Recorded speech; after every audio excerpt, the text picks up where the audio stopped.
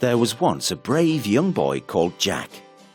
He lived with his mother in a small wooden cottage, and their only valuable possession was an old milk cow. One day, the mother said, "It's no good, Jack. The cupboard is bare and my purse is empty. We will have to sell the cow to buy some food. Take her to market," she told Jack, "and make sure you get a good price for her." So Jack set out to market with the cow. Before too long, he met a strange man in the road. "Where are you going with such a fine cow?" asked the man, and Jack told him he was taking the cow to market. "Sell your cow to me. I will pay you well. Look," said the man. The man opened his hand and showed Jack some giant beans. "These are magic beans. All you have to do is plant them, and overnight you will have the finest beanstalk in all the land."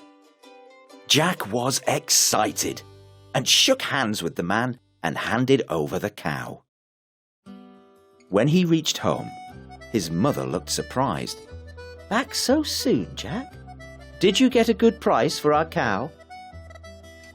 Jack told her about the strange man and proudly showed her the magic beans. But his mother was far from pleased. "How could you?" she cried. "What will we do now? We have no food and nothing to sell. We shall both starve." Poor Jack felt very bad. He threw the beans out of the window and went to bed without any supper. He had to find a way to put things right.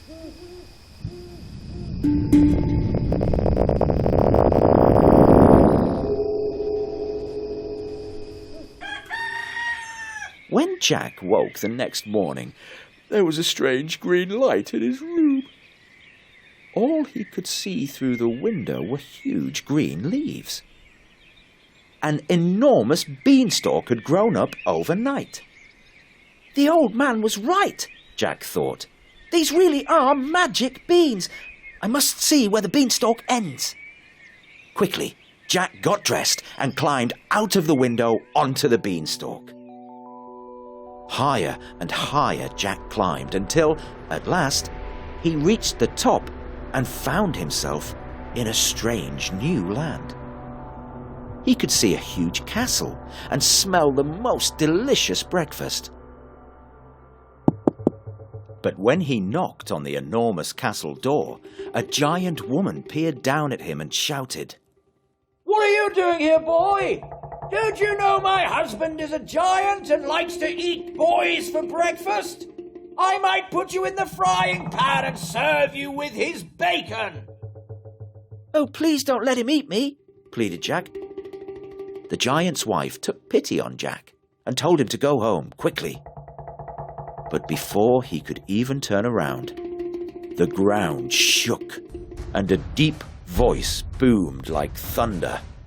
"Fee, fi, fo, fum. I smell the blood of an Englishman.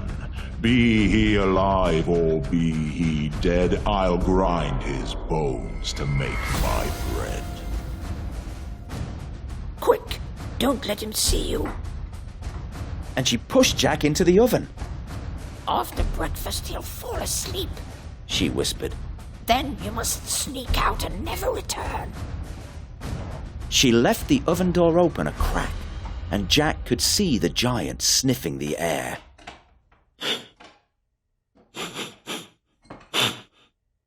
The giant gobbled up his breakfast and drank a bucketful of sweet tea. Then he fetched 2 giant bags of gold from a cupboard and started counting his money.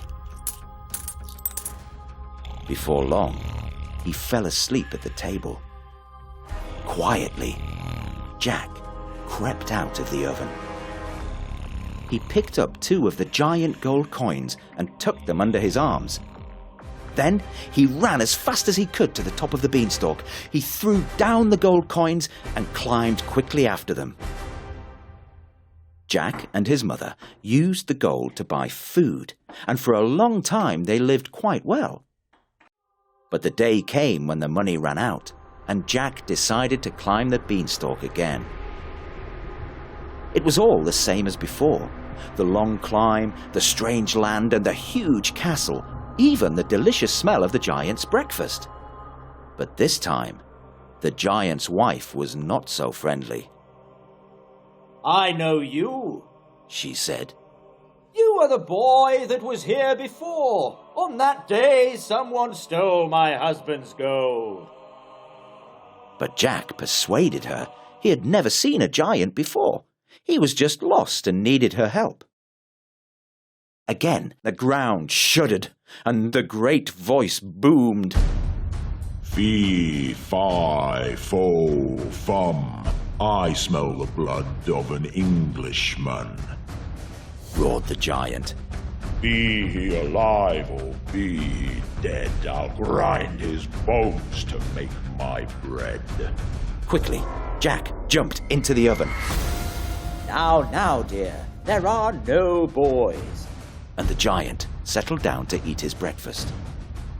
When his plate was empty, the giant fetched a hen from the back room. He poked it with his tree-sized finger and snarled, Lay! The hen laid an egg of solid gold. Jack could hardly wait for the giant to fall asleep. As soon as he did, Jack slipped quietly out of the oven and put the hen inside his jacket. Then he ran to the top of the beanstalk and climbed down. A hen? Said his mother. What good is that? But when she saw the golden egg, she nearly wept for joy. Jack and his mother now lived in great luxury. But Jack became bored and craved adventure. He decided to climb the beanstalk again. This time, he slipped into the kitchen without the giant's wife seeing him and hid. He watched the giant's wife make breakfast, and then he heard the giant's roar. Fee, fi, fo, fum. I smell the blood of an Englishman. Be he alive or be he dead, I'll grind his bones to make my bread. There are no boys here. Said his wife. If I ever see a boy again, I will be certain to cook him for your dinner. And just to be sure, she looked in the oven. Jack was very glad he was not in the oven. At last, the giant seemed satisfied. After he had eaten, he told his wife to fetch his harp. When the giant said, Play. the harp played the most beautiful melodies.